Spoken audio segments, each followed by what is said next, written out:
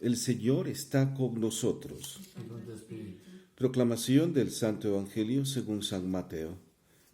Gloria a ti, Señor Jesús.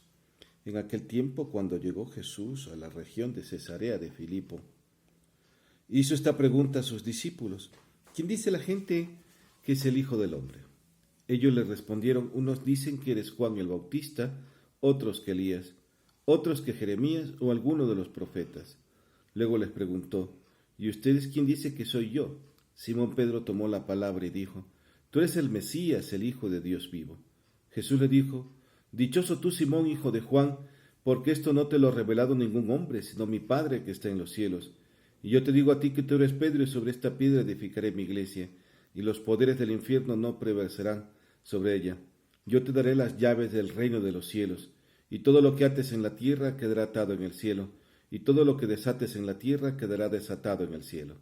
Y les ordenó a sus discípulos que no dijeran a nadie que él era el Mesías. Palabra del Señor. Gloria a ti, Señor Jesús.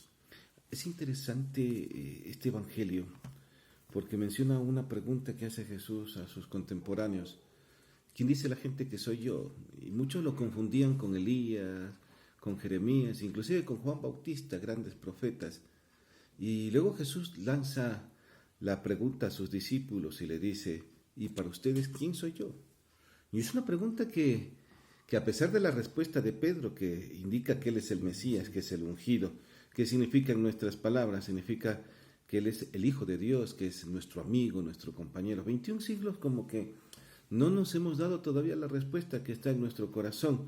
Y a veces nosotros hemos caído en la ingrata sensación de pensar que es el crucifijo que tenemos en la casa, que Jesús es la 5 letras de una canción, como canta Ricardo Arjona en Jesús es verbo y no sustantivo. Y no te das cuenta que esa respuesta depende de todo lo que es el centro de nuestra vida. Porque cuando nosotros damos una respuesta que no es la verdadera, la que nos enseñaron, y la que nos enseñaron a creer en un Jesús que está muy afuera de la realidad de nosotros, muy afuera, muy en el exterior, de un Jesús que castiga, la figura de Dios que manejamos, ¿no? Y Jesús, ¿cómo se presenta? Da de comer a los hambrientos, sana a los enfermos. Es un Jesús que está presente en la historia y en la vida de nosotros. Por eso hay una pregunta ahí que es muy especial que deberíamos: dime cómo amas y yo te diré en qué Dios crees. ¿Cuál será la respuesta? Depende del amor con que nosotros seamos capaces de vivir en un mundo que está desamorado. O sea, no tiene amor. Te das cuenta que la gente está buscando sus propios intereses, y más que nunca en este tiempo de pandemia. Y a pesar de que nosotros soñábamos con una nueva normalidad, pero si es que la nueva normalidad se transformó en una peor normalidad de la que tenemos, como vamos viendo, ¿no? Nadie hace caso, nadie comparte, es una mezquindad, aquí todo el mundo sálvese quien pueda, ¿no?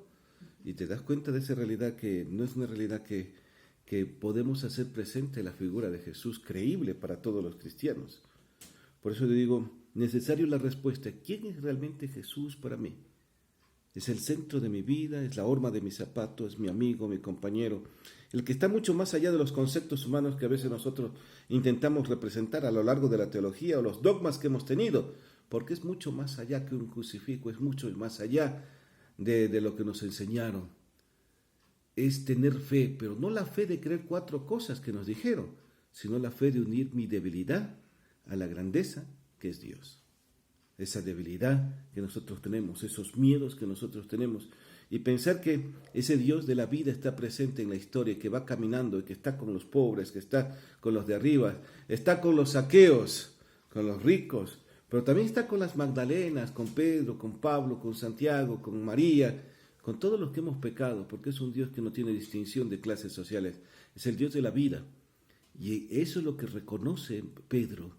Y nuestra fe está cimentada, no en Pedro, sino nuestra fe está cimentada en la confesión de fe, que es unir nuestra debilidad a lo grande que es Dios.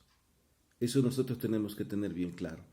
Que este domingo el Señor nos ayude a entender esa fuerza necesaria que nos da Jesús en estos días, en esta fe que nosotros tenemos, que va mucho más allá de nuestros conceptos que hemos inventado a lo largo de 21 siglos. Y te das cuenta que los cristianos evangélicos tienen una figura de Dios, que los católicos otra, que los anglicanos, luteranos, otras concepciones. ¿Cuál es el verdadero Dios? ¿Es el Dios de la vida, el Dios de la esperanza? Pues vamos a pedirle a Dios Todopoderoso hoy día que nos ayude.